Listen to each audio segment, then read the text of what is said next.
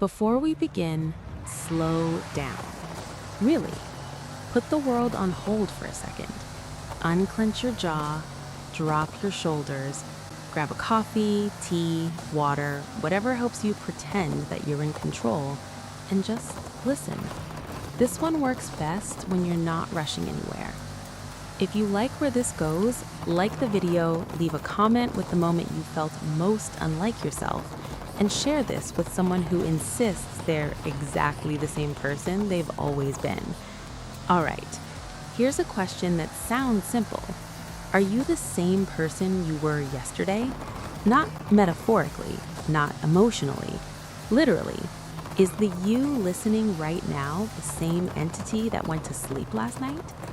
Your first instinct is probably yes. Of course you're the same person. You have the same name, the same body, the same memories, the same responsibilities. Your phone still unlocks with your face. Your problems followed you here. Case closed. Except none of that proves continuity. Let's start with your body. The atoms that make up your body are constantly being replaced. You breathe them out, you eat them, you sweat them away. Over time, almost every atom in your body gets swapped out for a different one. You are not physically identical to your past self, not even close. Okay, but maybe identity isn't about atoms. Maybe it's about structure. The pattern matters, not the material. Like a river, the water changes, but the river remains. Fair enough. So let's move to your brain. Your brain is not static.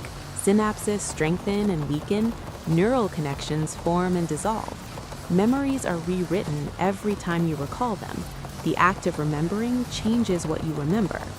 Your brain is not a storage device. It's a reconstruction machine, which means your memories are not snapshots of the past. They are guesses, updated every time you check them, influenced by mood, context, expectations, and suggestion. The you that remembers being a child is not accessing a preserved file. It is building a story, and that story changes. So if your body changes and your brain changes and your memories change, what exactly stays the same? Most people answer consciousness, the feeling of being me, that sense of continuity, the inner narrator, the observer behind the eyes. That feels stable. But is it? Let's do a thought experiment. Imagine you go to sleep tonight. While you're unconscious, a perfect copy of your brain is created, atom by atom, pattern by pattern. That copy wakes up tomorrow morning, convinced it is you. It has your memories, your personality, your fears, your plans. Meanwhile, your original body is quietly destroyed. Did you survive? From the copy's perspective, yes. It wakes up, stretches, complains about being tired, and goes about its day. From the outside, it looks like you survived. But from your perspective, whatever that means, what happened? If you believe you survived, then identity is about pattern, not material.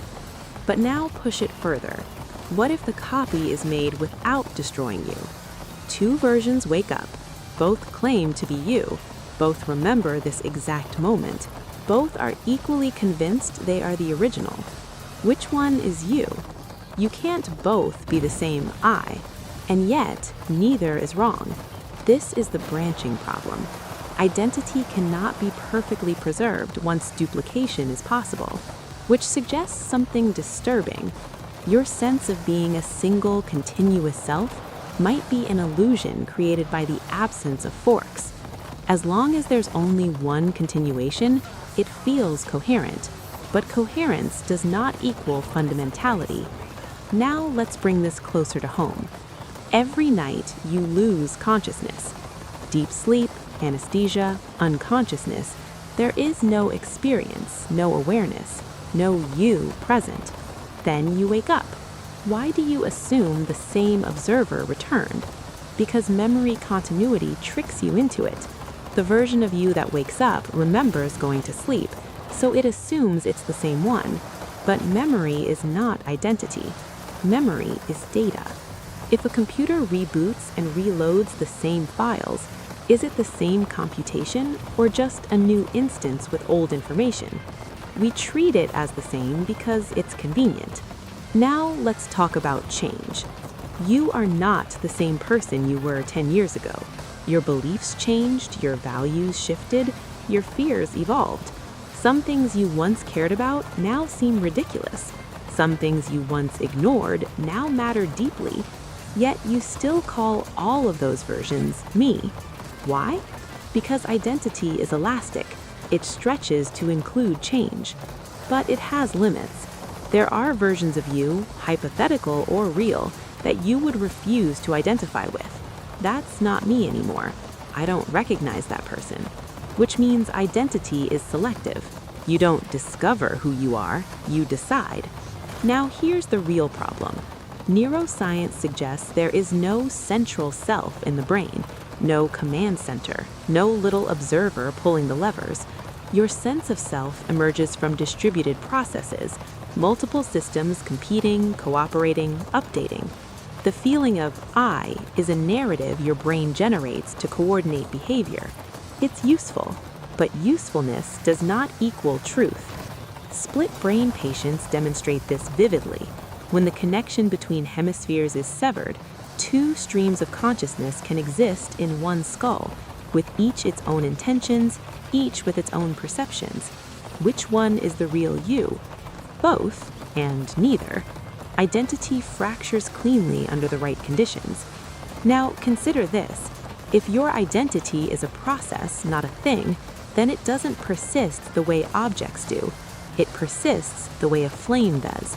The flame exists as long as the process continues. Change the fuel, the oxygen, the structure, and it changes or goes out. You are not a thing that moves through time. You are something that happens. And happenings don't have sharp boundaries. They blur. So, are you the same person you were yesterday? There is no fact of the matter. There is continuity, but not identity in the strict sense. There is overlap, not sameness. You are related to your past self the way one note is related to the next in a melody. Connected, but not identical. And here's the unsettling part. If the self is a process, then you are not a static thing to protect. You are a direction, a trajectory, a story that is rewritten as it's told. And stories don't need perfect continuity to matter. They need momentum. So take a second. If this made you question what you even means, in a slightly unsettling but oddly freeing way, like the video, leave a comment with the moment you felt most unlike your past self, and share this with someone who insists they're exactly the same person they've always been. Because maybe you're not the same person you were yesterday, and that might be the best news you've heard all day.